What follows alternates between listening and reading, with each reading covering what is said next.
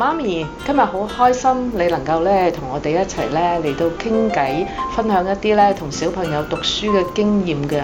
咁究竟奕奕而家幾多歲啊？你幾時開始就同佢睇圖書嘅呢？阿仔而家就1歲10個月啦。咁我哋一開始佢出世嘅時候就俾啲黑白格佢睇下啦。咁又買啲細細本色彩比較鮮豔嘅布書俾佢，小朋友可以好似玩具咁樣拎上手啦。咁同埋都有準備一啲硬皮書俾佢嘅。咁我哋亦都知道澳門公共圖書館啦，佢有個嬰幼兒閱讀嘅計劃。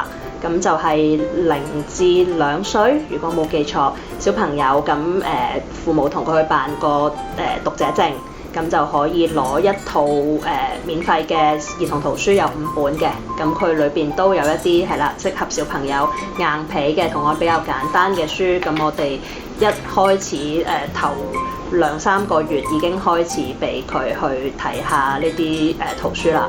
咁同埋媽媽本身自己都有一啲收藏咗啲繪本啦，咁我都有攞出嚟揭下俾佢睇，係啦，讀下俾佢聽。雖然佢可能未係好識聽嘅，不過希望佢可以習慣去睇圖書同埋聽媽媽講故事嘅聲音咯。